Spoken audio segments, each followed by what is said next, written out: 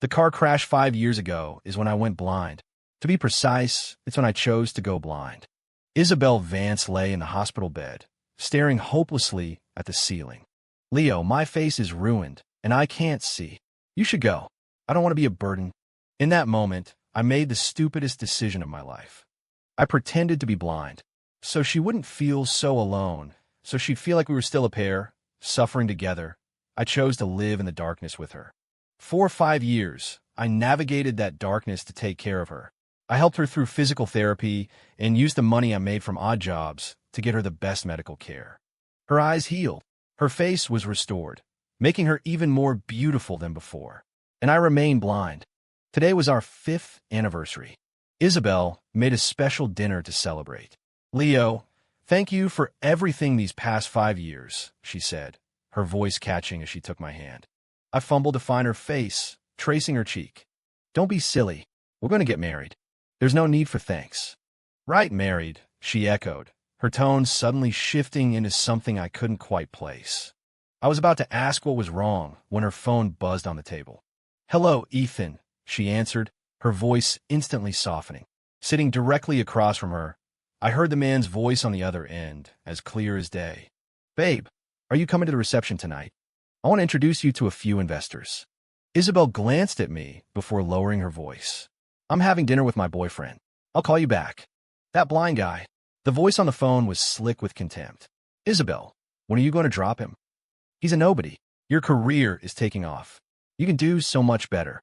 My hand tightened around my fork, my knuckles turning white. Isabel was silent for a few seconds. You're right, she finally said. I've been thinking about that, too. That's my girl. If we land this project tonight, your company's valuation will triple, at least. We can celebrate together afterward. Okay, I'll be there soon. After hanging up, she turned to me, her voice once again honey-sweet. Leo, something just came up at work. I have to go take care of it. You eat first. I'll be back before you know it. She gave me a quick peck on the cheek and left. I sat alone in the dining room, watching her hurry away. Yes, watching. I was never blind. For 5 years, I had a front-row seat to her transformation from a desperate girl into the dazzling, powerful woman she was today. And I had a front-row seat to her betrayal. Half an hour later, I arrived at the reception she'd mentioned. In the hotel's glittering grand ballroom, Isabel was on the arm of a man, radiant in a red evening gown, laughing without a care in the world. The man was Ethan Cole. As their friends cheered them on, they raised their champagne glasses, and then, to a roar of applause, they kissed. In that instant, whatever was left of my heart turned to stone. Congratulations, Mr. Cole. You found a stunning girlfriend. Ms. Vance wins the wedding. A power couple, made for each other. The compliments flowed around them. Isabel's smile was so bright, it was as if her blind boyfriend never existed. I turned and walked out of the hotel, pulling out my phone to call her. Leo. Her voice was flustered. Isabel, where are you? I miss you, I said, playing my part. I'm at the office, working late. I'll be home soon. Her voice always trembled slightly when she lied. After 5 years, I knew it well. Okay, I'll wait up for you. Leo, she said, stopping me. Her voice was laced with a hint of guilt. Do you love me? I looked back at the brightly lit ballroom, at her and Ethan holding hands, and said slowly, more than life itself. There was a pause on the other end. I love you too, she said. I hung up and stood in the cool night air, a smile spreading across my face. Yes, I was smiling. Not because she said she loved me, but because I could finally bring this ridiculous charade to an end. 5 years was more than enough time to see who someone really was. Isabel, since you hate the idea of a blind man so much, I'll just have to open my eyes and show you what real despair looks like. Back at our apartment, I sat on the sofa and waited. She didn't stumble through the door until 2 in the morning, smelling of alcohol. Leo, why are you still up? She asked, her voice thin. Waiting for you. I reached out, fumbling in her direction. Come here. Let me hold you. She walked into my arms, but I could feel her body go stiff. Tired? I asked. A little, she mumbled. Let's get you to bed. That night, she tossed and turned beside me, but I felt nothing. The next morning, I went through the motions, making breakfast. After 5 years, I'd gotten it down to a science. Even a blind man could whip up a decent spread. Leo, I have to go out of town for a few days, Isabel said over eggs and bacon. Where to? Austin. For a project meeting. She could never look me in the eye when she was lying. Not that she thought I could see her, of course. Let me come with you. No, she said, far too quickly. You just stay here and relax. I'll be back before you know it. That afternoon, she packed a suitcase and left. The moment the door closed, I picked up my phone and dialed a number. Sir, what are your orders? A respectful voice answered. I want a full report on Isabel Vance's recent schedule and contacts. Focus on a man named Ethan Cole. Right away, sir. After hanging up, I walked to the window and watched her get into the rideshare below. 5 years ago, to play the part of the blind boyfriend, I had quietly stepped away from the business world, leaving my company in the hands of a professional management team. In those 5 years, under my remote guidance, Foster Holdings' assets had grown tenfold. Isabel's company was little more than a startup I had propped up on a whim. She thought she was a success, that she deserved a better man. She had no idea that everything she had was a gift for me. The report came back quickly. Isabel and Ethan had gone to Cabo. They were staying in the presidential suite. The file included photos. The two of them embracing on the beach, kissing. Isabel was smiling like a teenager in love. I zoomed in on her face. The pure, unadulterated joy in her expression was something I had never seen when she was with me. So it was on act.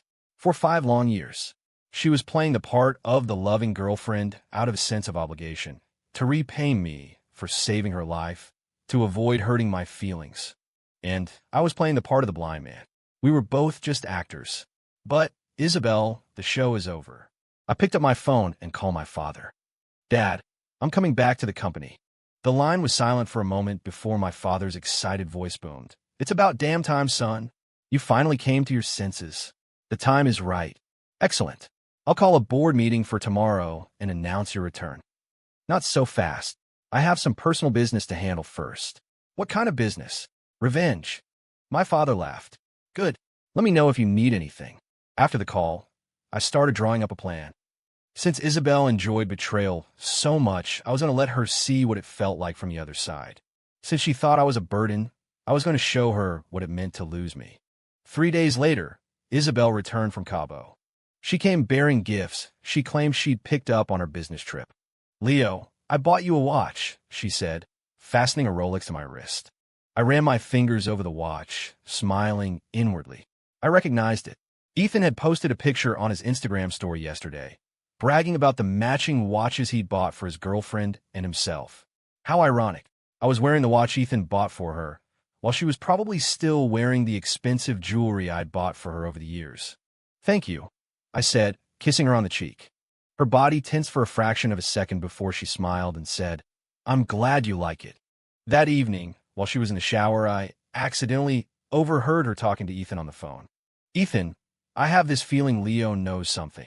What's there to be afraid of? What could a blind man possibly know? Ethan's voice dripped with disdain. Isabel, you have to be ruthless. He's held you back for too long. I know, but no buts. My father's birthday party is tomorrow night, and you have to be there as my girlfriend. It's time everyone knew about us. What about Leo? Make an excuse. Tell him to stay home. After a long pause, Isabel said, okay. I leaned against the door, listening, a terrifying calm washing over me. So tomorrow was the night. She was going to make their relationship public. Excellent. I needed to prepare my own gift for the occasion. The next morning, Isabel spent hours getting ready. Thinking I couldn't see, she made no effort to hide it, picking out her most stunning dress and most expensive jewelry. Leo, I have a really important business dinner tonight. I might be back late, she said, adjusting her makeup in the mirror. I'll go with you, I offered, feigning concern. No, it's just a bunch of boring corporate stuff. You should stay here and get some rest. All right, I said, managing to sound disappointed. She came over and gave me a hug. I'll bring you back something nice. Okay, be safe. The moment she was gone, I called my assistant. Peterson, what's the latest on Cole Industries? Ethan Cole is in the middle of negotiating a major deal. If it goes through, their market value could double. But the project requires technical support from Foster Holdings. Perfect. Pull all our technical support immediately. And while you're at it, initiate a hostile takeover of coal industries. Yes, sir. One more thing. I'll be attending Mr. Cole Sr.'s birthday party tonight. Are you officially returning, sir? It's time. After the call, I went to my closet and found a suit from 5 years ago. It was a custom-tailored Armani, worth over $50,000. I used to wear it to business functions all the time. Slipping it on now, I was surprised to find it still fit perfectly. I stood before the mirror, looking at my reflection. The rising star of the business world, gone for 5 years, was finally back. At 7 o'clock that evening, I arrived at the Cole family's estate. The security guard at the gate did a double take when he saw me. Sir, may I help you? I handed him my invitation. Leo Foster. The guard took the invitation, and his eyes widened. His demeanor changed instantly. Mr. Foster, my apologies. Please go right in. I stepped into the ballroom and scanned the crowd, quickly spotting Isabel. She was in a white gown, on Ethan's arm, laughing and chatting with a group of business leaders. She looked so happy, completely untroubled by any shred of guilt. Mr. Foster? I turned to see the elder Mr. Cole walking toward me. Daniel, happy birthday, I said, shaking his hand. Leo, it's been too long. I heard you were. He trailed off, unsure how to phrase it. I wasn't well for a few years, so I stepped away. I'm fully recovered now, I said smoothly. That's wonderful, wonderful news. He seemed visibly relieved. Leo, your presence here tonight truly honors us. As we were talking, Ethan approached with Isabel. The moment Isabel saw me, the color drained from her face. El Leo, she stammered, her voice trembling. I smiled at her. Isabel, you said you had a business dinner. What a surprise to see you here. She opened her mouth, but no words came out. Ethan frowned, looking me up and down. You're the what? I met his gaze, my eyes cold and calm. My stare seemed to unnerve him, and he took an involuntary step back. Just then, his father made the introduction. Ethan, this is the CEO of Foster Holdings, Mr. Leo Foster. Foster Holdings? Ethan's eyes widened in shock. As a player in the business world, he knew exactly what Foster Holdings represented. It was a titan of industry, a corporate behemoth worth hundreds of billions. And I was its master. Dad, are you talking about the Foster Holdings? Ethan's voice shook. Of course. Is there any other in this country? His father asked, looking at his son with confusion. Ethan's face went ashen. Isabel simply collapsed into a nearby chair. She finally understood the kind of man she had been sharing a bed with for 5 years. She finally understood why her little company had been so successful. Isabel, are you all right? I asked with mock concern, walking over to steady her. She looked at me, her eyes filled with terror. You're not. Not what? I asked, playing dumb. You're not blind? She whispered. I smiled, a wide, brilliant smile. Whoever told you I was? The words struck her like a lightning bolt, and she completely fell apart. She was thinking of every phone call with Ethan, every secret meeting, wondering if I had seen it all.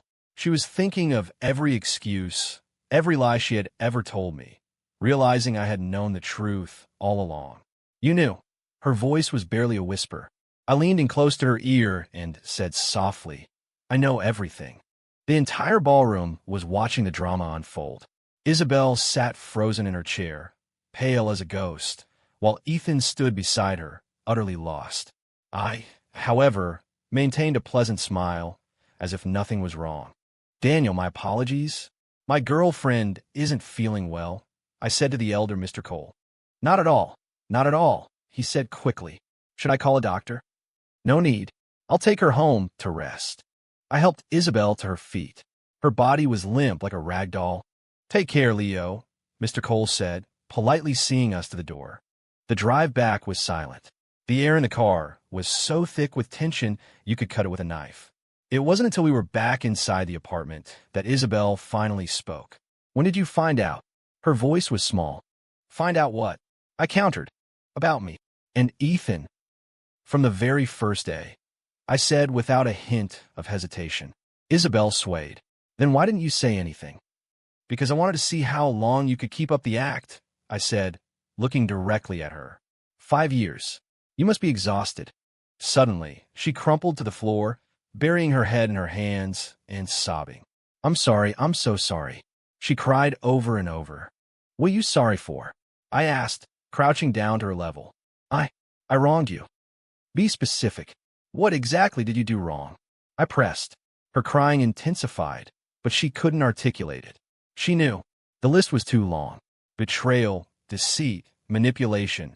Any one of them was enough to condemn her. Leo, can you forgive me? She begged, looking up at me with pleading eyes. I looked at her tear-streaked face and felt nothing. Forgive you for what? For sleeping with Ethan Cole, or for playing me like a fool for 5 years? My words made her tremble. We didn't. Didn't what? I pulled out my phone and showed her the photos. Didn't kiss in Cabo. Didn't share a hotel room. Seeing the pictures, Isabel's last bit of hope vanished. You know everything. I told you, I know everything, I said, standing up to look down on her, including your plan to announce your relationship tomorrow. Her head snapped up. You heard that. Not only did I hear it, I was looking forward to it, I said with a smirk. It gives me the perfect reason to officially break up with you. Break up, she panicked. Leo, we can't break up. I can't live without you. You need me now, do you? I scoffed. Funny, that didn't seem across your mind when you were in bed with Ethan. I was forced to what? Forced by the fact that he has more money. She was speechless. I turned toward the bedroom. Pack your things. I want you out by tomorrow. Leo, she scrambled after me, wrapping her arms around my waist. Please, don't make me leave. I swear, I know I was wrong. I pried her hands off me without a shred of pity. Isabel, the game is over. What game? You pretending to be the loving girlfriend, me pretending to be the helpless blind man. We've been playing for 5 years. It's time for the curtain to fall. I pushed her away, went into the bedroom, and locked the door. I could hear her crying and pounding on the door, but I ignored it. Sitting on the edge of the bed, I sent a text to my assistant. Initiate plan B tomorrow morning. Peterson's reply was immediate. Understood, sir. Plan B was simple, a complete and total annihilation of Isabel's company. I would give her a taste of what it felt like to fall from the heavens into the deepest pits of hell. She loved climbing the social ladder so much. It was time she learned that without me, she was nothing. The next morning, when I woke up, Isabel was gone. A note was left on the table. Leo, I've gone to Ethan's, but I want you to know you're the only one I've ever truly loved. I read the note and sneered. Still acting. Around noon, Ethan Cole called me. Mr. Foster, can we meet? He asked politely. Fine. Where? The cafe at the Mandarin Oriental. I'm already here. An hour later, I walked into the cafe. Ethan was waiting, looking visibly anxious. Mr. Foster, I'll get straight to the point, he began. I want to talk about Isabel. There's nothing to talk about. I took a sip of my coffee. She chose me. I'm asking you to respect that and let us be together. I set my cup down. Let you be together for what? I want to marry her. That's wonderful. I wish you both the best, I said, my expression perfectly neutral. Ethan was taken aback, clearly not expecting me to agree so easily. So, your relationship with her is over, I said, getting to my feet. Mr. Cole, since you love her so much, allow me to offer you a piece of advice. What is it? I leaned in and lowered my voice. Protect her, because very soon, she's going to have nothing left. With that, I turned and walked away. I could hear his panicked voice behind me. Mr. Foster, what do you mean by that? I didn't look back. I just gave a little wave. The game was just getting started. Chapter 5. After leaving the cafe, I went straight to the office. The return of the Foster Holdings CEO after a 5-year absence sent a shockwave through the entire company. Sir, you're finally back. Peterson, my assistant, was so emotional his voice trembled. Yes, call a meeting with all department heads, I commanded, striding into the executive office. The office was just as I had left it 5 years ago. Even the pen on my desk hadn't been moved. Half an hour later, the boardroom was full. These were the people I had personally mentored, the team I trusted implicitly. Ladies and gentlemen, I'm back, I announced, my eyes sweeping across the room. And we have a war to win. Your orders, sir, they replied in unison. First, terminate all partnerships with Vance Creative, effective immediately. Second, contact all of our strategic partners. Anyone doing business with Vance Creative will have to make a choice. Them or us. Third, accelerate the acquisition of Cole Industries. I want that company in my hands within a month. The room was dead silent.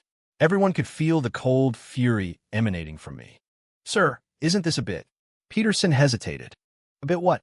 Harsh. I shot back with a sneer. Business is a zero-sum game. The weak get devoured. There's no room for sentiment. Yes, sir. Get done. I want to see results by this afternoon. After the meeting, I sat alone in my office, gazing out at the New York City skyline. 5 years ago, I gave all this up for a woman. 5 years later, I returned to reclaim it all, just to destroy that same woman. I suppose that's what you call irony. At 3 o'clock, Peterson entered my office. Sir, Vance Creative is in total chaos. Their stock plummeted 30% in the last half hour, and every one of their partners is pulling out.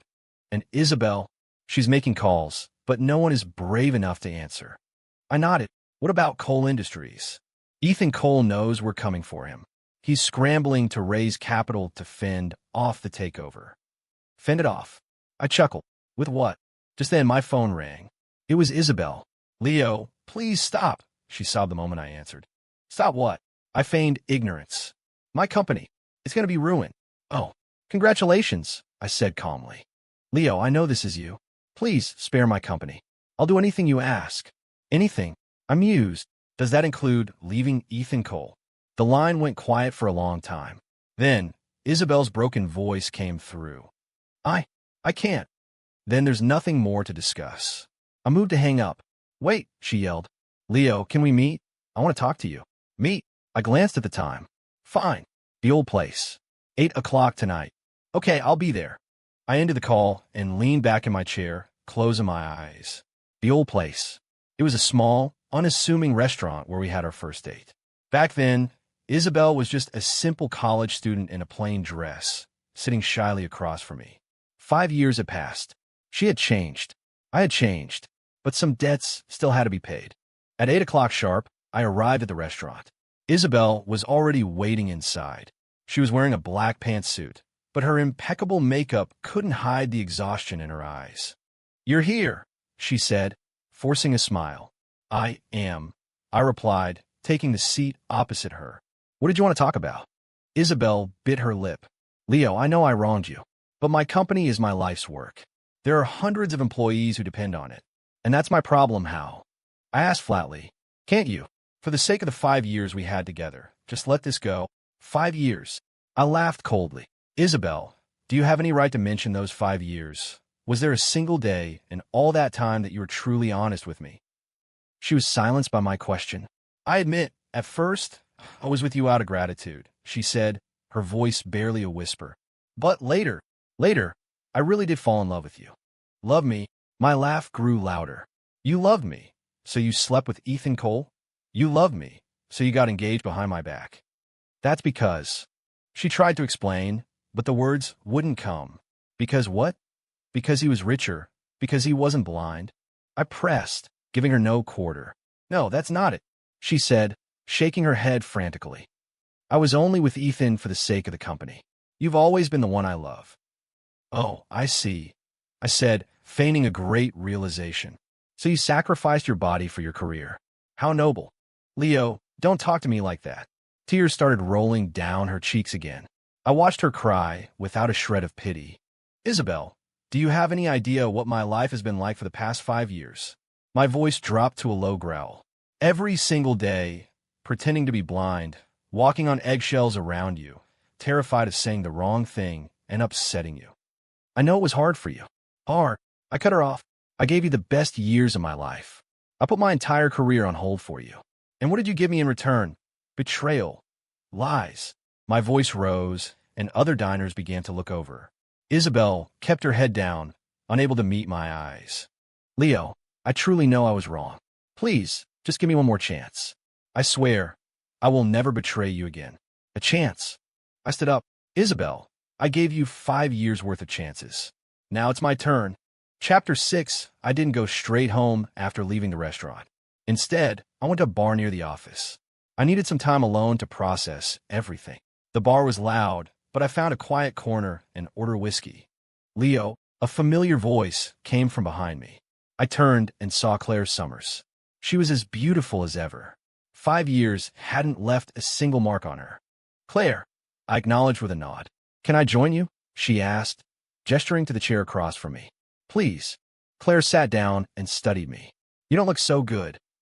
I'm fine, I said, pouring myself another drink. I heard you've been sick these past few years, she said gently. I let out a bitter laugh. Sick? I guess you could call it that. Are you better now? I am, I said, raising my glass. All better. Claire's expression was complicated. She was my college girlfriend, the first woman I ever truly loved. If it hadn't been for Isabel's accident, we would probably be married with kids by now. Claire, how have you been? I asked. Good. The business is doing well, she said with a small smile. And you? Were you really just sick? I looked at her, hesitated, then decided to tell her the truth. I pretended to be blind for 5 years. Claire was stunned. What do you mean? For a woman, I said, downing my whiskey. I pretended to be blind for 5 years. Thinking back on it now, it was completely insane. Claire was silent for a long time. Was it for Isabel Vance? She finally asked. I looked up. You know, I heard things, she confirmed. She got into a car accident and lost her sight, and you pretended to be blind to stay with her. You think I'm an idiot, don't you? No, Claire said seriously. I think you're brave. Not many men would be willing to sacrifice everything for love. But she betrayed me, I said, my voice laced with bitterness. I know. Claire reached out and gently took my hand. Leo, some people aren't worth that kind of sacrifice. Her touch was warm, and it reminded me of our time in college. We were so young and innocent then, before all the scheming, before the betrayals and lies. Claire, if I had never left you, I began. There are no ifs, she said, shaking her head. What's past is past. What matters is the here and now, and the future. The here and now. The future, I repeated. Leo, what are you going to do? Claire asked. Get my revenge, I said without hesitation. Make them pay. Claire frowned. Will revenge make you happy? No, I admit it, but not getting it would make me even unhappy. Then do what you have to do, she said, releasing my hand. But remember, revenge is a process, not a destination. The real goal should be to start over. Her words gave me pause. She was right. Revenge was just a means to an end. What mattered was starting a new life. But could I? After 5 years of deceit, could I ever trust and love again? Claire, can we still be friends? I asked suddenly. Of course, she smiled. We've always been friends. Then, would you do me a favor? What is it? Be my date to a gala tomorrow night, I said. I need someone on my arm. Claire thought for a moment, then nodded. Okay. The next evening, Claire and I walked into the city's most luxurious hotel. It was the Chamber of Commerce's annual gala, an event attended by every major business leader in the city. I had chosen tonight to make my comeback, to announce to the world that the heir to Foster Holdings had returned. The moment we entered the ballroom, people started recognizing me. Leo, it really is you. Mr. Foster, you're finally back. Leo, we heard you were ill. Are you feeling better? I greeted them all warmly. In no time, I was the center of attention. That's when Ethan Cole arrived with Isabel. When Isabel saw me with Claire, her face went white. Ethan looked like he was facing down an enemy army, his arm protectively around Isabel. Mr. Foster, Ethan said, forcing a smile as he approached. Mr. Cole, I nodded. Ms. Vance. Isabel looked at me, her eyes a storm of conflicting emotions. Mr. Foster, and this is? Ethan asked, looking at Claire. This is Claire Summers, I said, wrapping my arm around her waist. My girlfriend. Claire played her part perfectly, leaning into me and smiling at them. When she heard me call Claire my girlfriend, Isabel visibly flinched. Congratulations, Mr. Foster, Ethan said, though his voice was unsteady. Thank you. I smiled. By the way, Mr. Cole, I hear your company is having some cash flow problems? Ethan's expression soured. You have excellent sources, Mr. Foster. In our world, good information is everything, I said coolly. If you need a hand, you know where to find me. Of course, my help comes with conditions. What conditions? He asked instinctively. Simple, I said, glancing at Isabel. Transfer 51% of Cole Industries shares to me. His face went chalk white. 51%. That meant giving up control of his family's company. Mr. Foster, you must be joking, he said with a strained laugh. I never joke about business. My expression hardened. You have 3 days to think it over. I'll expect your answer then. With that, I turned and led Claire away. I heard Isabel's voice behind me. Leo. I didn't turn back. Claire leaned in and whispered, "Are you really going to do this?" "Yes," I said, my voice firm. "They're going to learn the price of betraying me." Back in my apartment, Claire watched me pace back and forth across the living room. "Leo, you need to calm down," she said. "I am calm," I insisted, stopping to face her. "I've never been calmer." "I can feel the anger coming off you in waves," she said, standing up and walking over to me. "Revenge isn't the answer." "Then what is?" I shot back. "Forgiveness," she said earnestly. "Forgive them. And forgive yourself." "Forgive them?" I scoffed. "Claire, do you know what the last 5 years were like? I waited hand and foot on a woman who didn't love me, while she was sleeping with another man behind my back. You want me to just forgive that?" Claire was quiet for a moment. "So what's your plan? Ruin their lives? And then what? Do you really think that will make you happy?" "No," I said without hesitation. "But watching them suffer will make things feel a little more even." "Leo," Claire started, but I cut her off. "Claire, thank you for tonight," I said. "But this is my fight. I don't want to drag you into it." She looked at me, a flicker of disappointment in her eyes. "You haven't changed at all." "What do you mean?" "Still the same stubborn Leo," she said with a shake of her head. "But this time, I won't try to stop you." She picked up her purse and walked toward the door. "Claire," I called out. She turned back. "Are we still friends?" I asked. She considered it for a moment, then nodded. "Yes, we're still friends. But Leo, remember what I said. Revenge is a process, not a destination." Watching her leave, I felt a sudden emptiness. She was right. What came after the revenge? I had never thought that far ahead.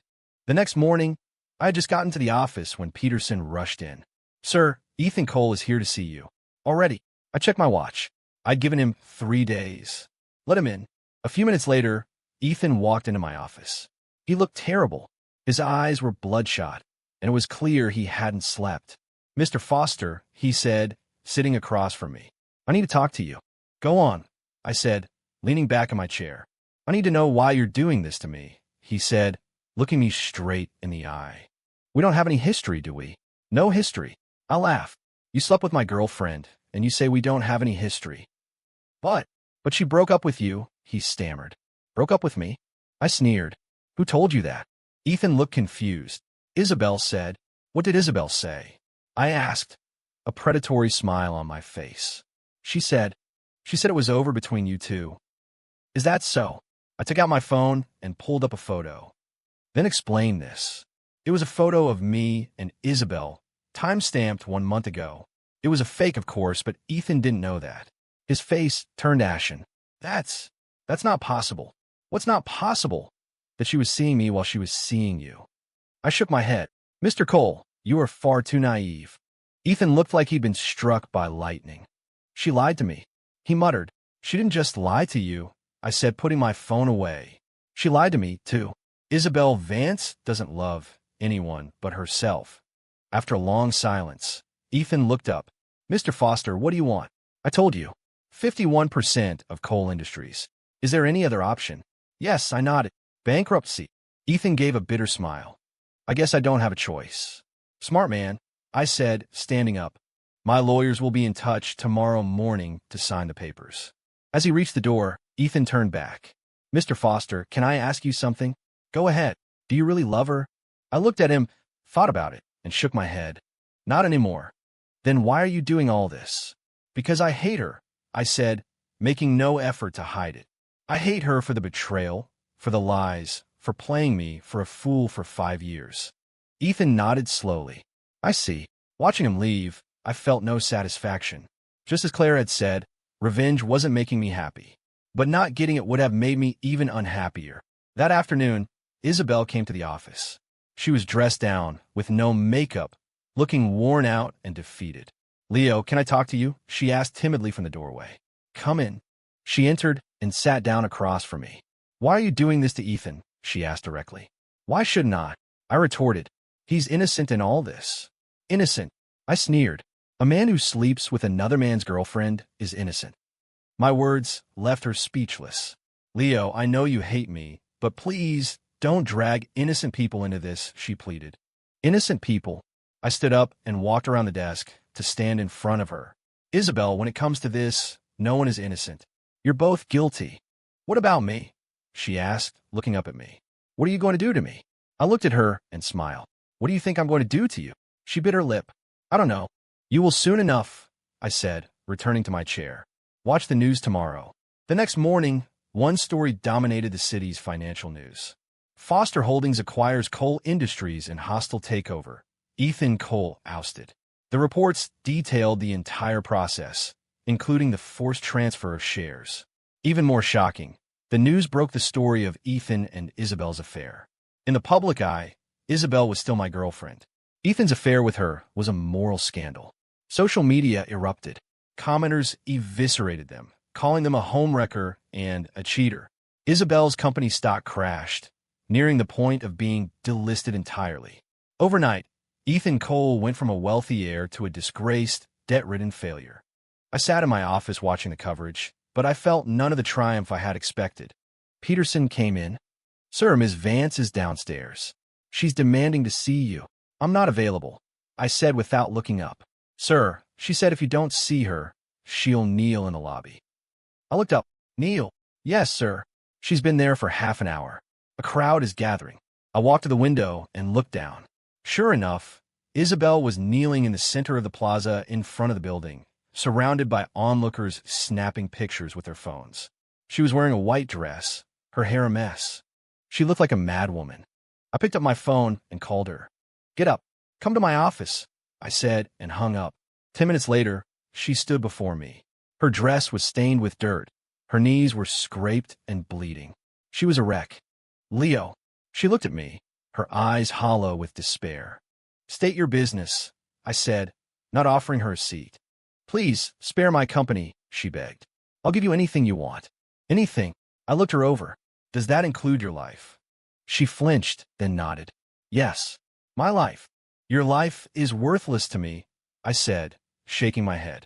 What I want is your suffering. I'm already suffering. She collapsed onto the floor. I've lost everything. My company, my reputation, my love. I have nothing left. Exactly, I said coldly. Now you know what it feels like. Leo, I really am sorry. She crawled toward me, grabbing at my feet. Tell me how to make it up to you. I'll do anything. Make it up to me. I looked down at her. Isabel, what could you possibly give me to make up for 5 years of my life?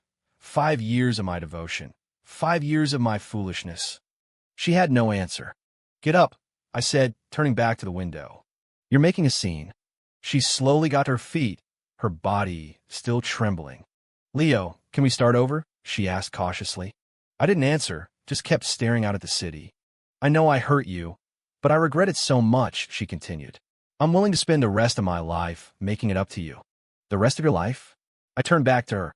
Isabel, do you really think I could ever believe a word you say again? I swear. Enough.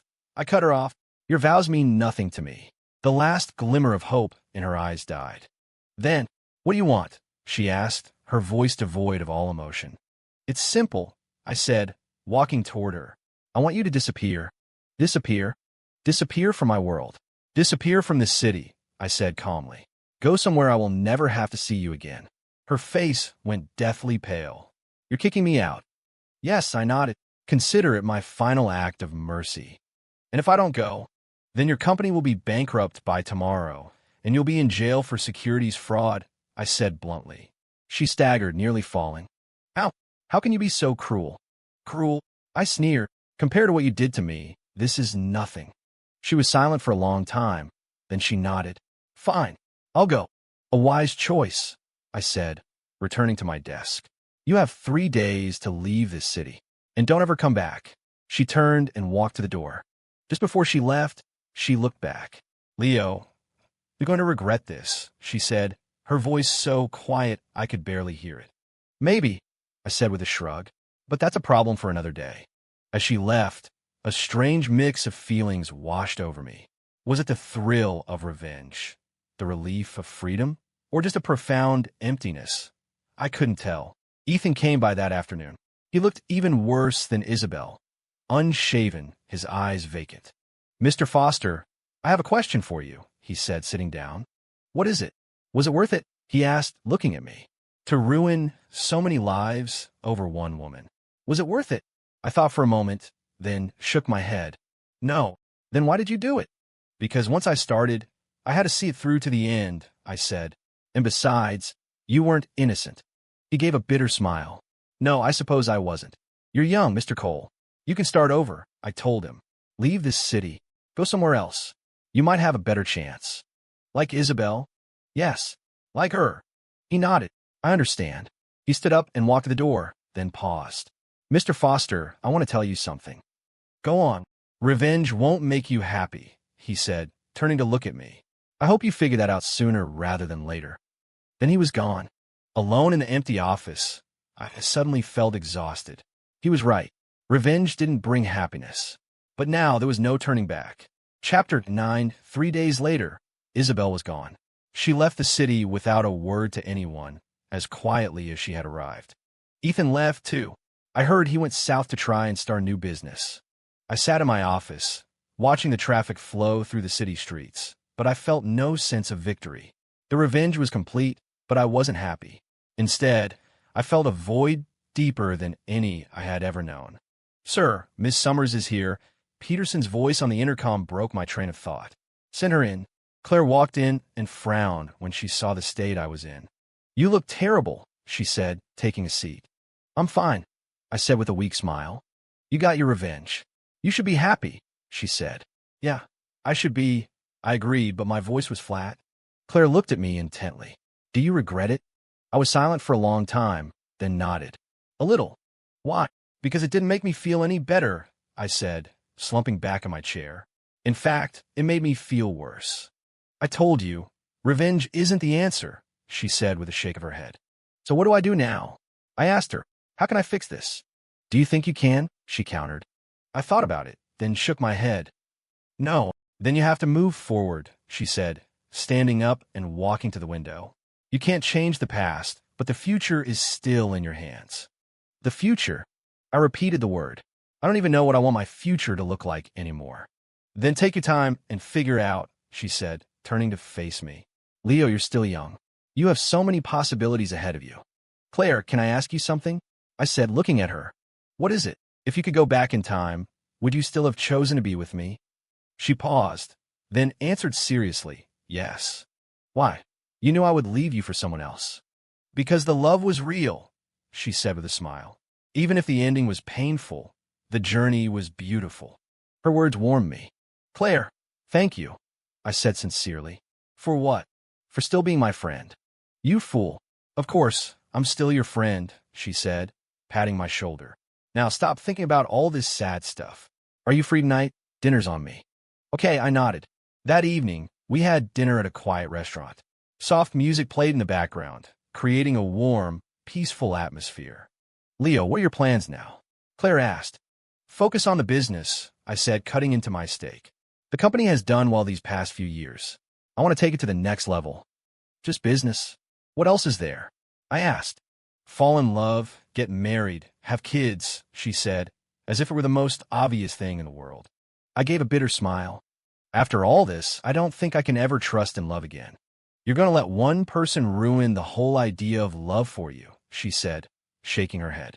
That doesn't sound like the Leo the first know. People change, I said, putting down my silverware. Claire, I don't think I'll ever be able to believe in love again. What about me? She asked suddenly. What? Am I not worthy of your trust? She asked, her eyes full of hope. I was stunned, unsure how to respond. Claire, Leo, let's start over, she said, cutting me off. I know you're still healing, but give me a chance. Give yourself a chance. I looked at her, my heart a tangled mess. Claire was a wonderful person. I had never doubted that. But after what happened with Isabel, could I really open myself up to someone again? I need time, I finally said. I can wait, she nodded. No matter how long it takes, I'll wait. Why? I asked, confused. Claire, you could find someone so much better. Because I love you, she said simply. I loved you in college, and I love you still. Her words were like a jolt to my system. Love, the one thing I thought I had lost forever, was standing right in front of me, offering me a second chance. Chapter 10. A month later, my relationship with Claire was slowly deepening. She never pushed, never prodded. She was just there, a quiet, steady presence, her gentle nature slowly healing the wounds in my heart. One night, I was at home reading when my phone rang. It was an unknown number. "Hello. Leo, it's me." The voice on the other end was Isabel's. I froze. "How did you?" "I'm in the hospital," she said, her voice weak. "I wanted to see you one last time." "The hospital?" I frowned. "What happened?" "Cancer. Terminal," she said, as if discussing the weather. "The doctors say I have a month at most." I held the phone, speechless. "Which hospital are you in?" I finally asked. "City General, VIP wing, room 1208. "I'm on my way." I hung up and drove to the hospital, my mind a chaotic storm of anger, pity, and guilt. I found room 1208 and looked through the small window in the door. Isabel was lying in the bed, her face as white as the sheets, so thin she was almost unrecognizable. I pushed the door open and went in. "You came," she said, managing a weak smile. "You? How did this?" I walked to her bedside, at a loss for words. "You never know with cancer," she said, looking at me. "Maybe it's karma." "Don't say that," I said, sitting down in the chair next to her bed. "Leo, I need to apologize," she said, tears welling in her eyes. "I'm so sorry for what I did to you, for what I did to our 5 years together." "Let's not talk about the past," I said, shaking my head. "No, I have to," she insisted, struggling to sit up. "I know I don't have the right to ask for your forgiveness, but I want you to know that I regret it." Her words were a knife in my gut. "I regret betraying you. I regret hurting you. And I regret not cherishing you when I had the chance," she sobbed. "Leo, if there's a next life, I promise I will never hurt you again." Watching her break down like that, the hatred that had been festering inside me for so long began to dissolve. She was dying. What was the point of holding on to old grudges? "I forgive you," I said softly. Isabel stared at me, then began to cry even harder. "Thank you. Thank you," she repeated. We sat in silence for a long time. "Leo, are you happy now?" she asked finally. "I'm okay," I nodded. "Do you have a new girlfriend?" I hesitated, then nodded again. "Yes." "Is she good to you?" "Very." "That's good," she smiled. "You deserve to be loved." Another silence fell between us. "Leo, I have one last favor to ask," she said. "What is it?" "When I'm gone, will you come to my funeral?" I looked at her and nodded. "I will." "Thank you." It was late when I left the hospital. I drove through the empty streets, my mind a tangled mess. 20 days later, Isabel passed away. She went peacefully in her sleep. Not many people came to the funeral. Besides me, there were a few of her relatives and some old colleagues. Ethan Cole flew in from the south. He looked haggard, but better than the last time I'd seen him. "Mr. Foster," he said, coming over to me. "Ethan," I nodded. "Thank you for coming," he said. "Of course." We stood in silence, watching as her coffin was lowered into the ground. "Mr. Foster, I want to apologize," Ethan said suddenly. "There's no need," I said, waving it away. "It's all in the past." "You're a good man," he said, looking at me. "Isabel was lucky to have met you. It's a shame she didn't realize it." I didn't say anything, just looked at the photo on her headstone. She was so young, smiling brightly. It was a picture from when we first got together. She was so innocent then, before she knew the meaning of betrayal and deceit. "Ashes to ashes," I murmured. "All the debts are paid." After the funeral, I stayed behind, standing before her grave for a long time. I thought about the 5 years we had spent together, the good times and the bad, the honesty and the lies. But no matter what, it was a part of my life. "Rest in peace, Isabel," I whispered, then turned and walked away. When I reached the gates of the cemetery, I saw Claire waiting for me. She didn't ask any questions. She just stood there with me in silence. "Let's go home," she said softly. "Okay," I nodded. We walked to the car hand in hand. The sun filtered through the leaves, casting a warm, bright light on us. In that moment, I understood something. The past was the past. What mattered was the here and now. The future. I had Claire. I had my career. I had new life. And that was enough. "Claire," I said, stopping to look at her. "What is it?" "Marry me," I said. She stared at me for a second, then a smile spread across her face, her eyes curving into crescent moons. "Okay," she nodded. "I will." And in that moment, I knew I had finally, truly left the past behind.